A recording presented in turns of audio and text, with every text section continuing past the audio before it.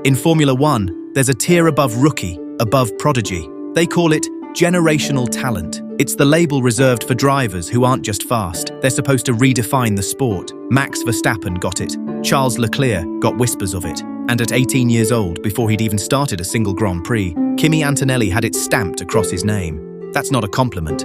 It's a weight that's crushed more careers than it's made. The expectation doesn't wait for you to prove anything. It arrives before you do, built from junior records, from whispers in the paddock, from a team principal who looked at a 12-year-old and saw a future world champion, and then it sits on your shoulders while the entire world watches to see if you'll buckle. Antonelli just won his first Grand Prix at 19 years old, the youngest Italian to ever win a Formula One race.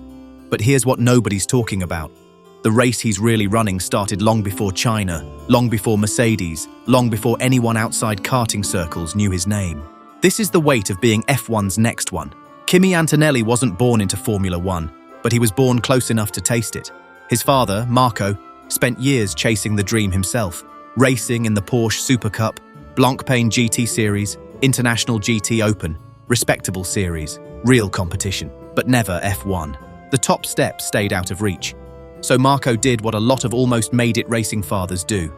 He built the infrastructure for his son to finish the climb. Marco owned AKM Motorsport, a team competing in Italian F4. Young Kimi didn't just grow up around racing, he grew up inside it. Simulators, data sheets, tyre strategy. Most kids his age were learning long division. Antonelli was learning racing lines. And here's a side note that says everything about how this world works. Kimi isn't named after Kimi Räikkönen. He's named after his uncle, Andrea Antonelli, who happened to be a massive Räikkönen fan. So the nickname stuck. The prophecy wrote itself before anyone realized it was a prophecy. By age 9, Antonelli won the Easy Kart International Grand Final. Starting from the 11th row, more than 20 karts ahead of him. A 9-year-old, slicing through a field like he had somewhere more important to be. That's not normal. That's a warning sign for everyone else on the grid. The years that followed were just a formality. WSK Champions Cup, ROK Cup International Final, WSK Supermaster Series, WSK Euro Series. Every trophy that mattered in European karting, he collected. By 2019, he was finishing 5th at the FIA World Karting Championship, his first trip, while drivers twice his experience were still trying to crack the top 10. And that's when things shifted. Most Italian karting prodigies get funneled toward Ferrari. It's practically a national tradition.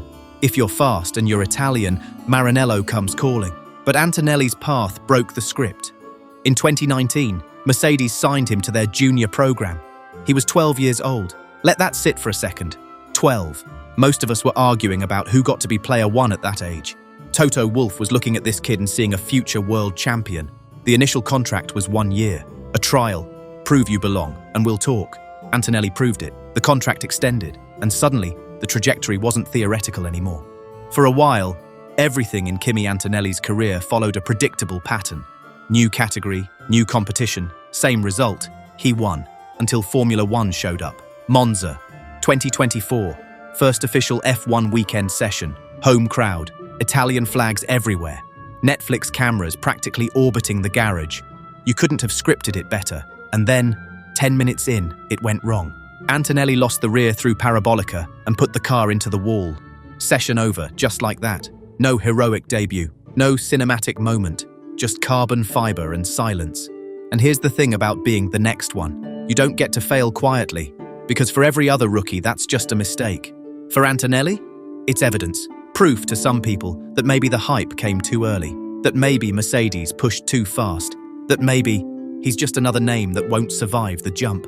But inside the team, the reaction was different. Toto Wolff didn't panic, didn't deflect. He defended him. Because Mercedes weren't looking at the crash. They were looking at everything that came before it, and everything that would come after. Because while the world saw a crash, Mercedes saw a timeline. Antonelli wasn't just another junior driver anymore. He was the answer to a question nobody expected to ask so soon. Who replaces Lewis Hamilton? When Hamilton announced his move to Ferrari, it didn't just shake the grid, it accelerated Antonelli's future overnight. Suddenly, every lap in Formula 2 meant more. Every mistake got louder, every good performance got compared to something impossible. Verstappen, Leclerc, Hamilton, not eventually. Now. And to make things even better, or worse, Antonelli skipped Formula 3 entirely, straight into Formula 2. New car, new tyres, new braking system, and absolutely no time to figure it out quietly. At first, it showed. The opening rounds weren't dominant. They weren't even spectacular. They were human. Struggles with tyre management, learning carbon brakes, adapting to a completely different driving philosophy. For the first time in years, Antonelli looked like a driver who had to catch up. And that's where things usually go one of two ways. Some drivers stall, others adjust. Silverstone was the shift. Rain, chaos, low grip. The kind of race where talent actually shows. Antonelli didn't just survive it, he controlled it.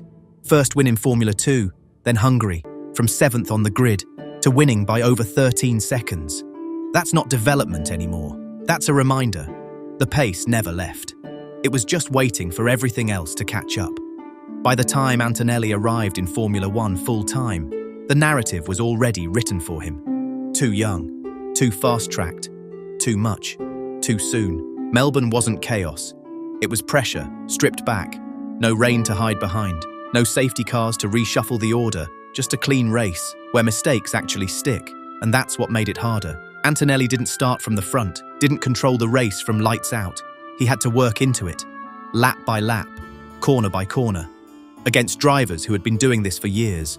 No heroics, no desperation, just precision. And by the end of it, he wasn't surviving anymore. He was fighting at the front. Second place, on debut. Not spectacular, not reckless, just controlled. And then came China. Different track, different conditions, same pressure. Except this time, he didn't just manage it. He won. 19 years old. Let that sit for a second. 19. Most drivers are still trying to get into Formula 2 at that age. Antonelli was winning a Formula 1 race. And just like that, the conversation changed. Not, is he ready? But, how far can this actually go? But this is the part most people get wrong. Winning doesn't remove the pressure. It multiplies it. Because before China, Antonelli was a question. After China, he's an expectation. Now every race isn't judged on potential. It's judged on comparison. If he finishes 4th, why wasn't it a podium? If he gets a podium, why wasn't it a win? And if he wins, the question just changes again. How many more? This is what the next one actually means. It's not about reaching the level. It's about staying there, while everyone waits for you to fall off it. And Formula 1 has seen this before. Drivers who arrived early. Drivers who were labelled too quickly. Drivers who carried something they didn't choose. Some of them became legends. Some of them disappeared. Same pressure, different outcome. Right now, Kimi Antonelli is doing everything right. The pace is there. The results are coming. The future looks exactly like Mercedes imagined when they signed a 12-year-old kid and called him a world champion before he'd even driven a car. But Formula 1 doesn't measure talent in moments. It measures it over time. Seasons, setbacks, expectations that don't get quieter, they get louder. Because being the next one isn't about proving people right once. It's about surviving long enough to prove them right over and over again. And that's the part we haven't seen yet. So the real question isn't whether Kimi Antonelli is good enough. It's whether he can carry the weight that comes with it. Check out this next F1 video from More Than Speed.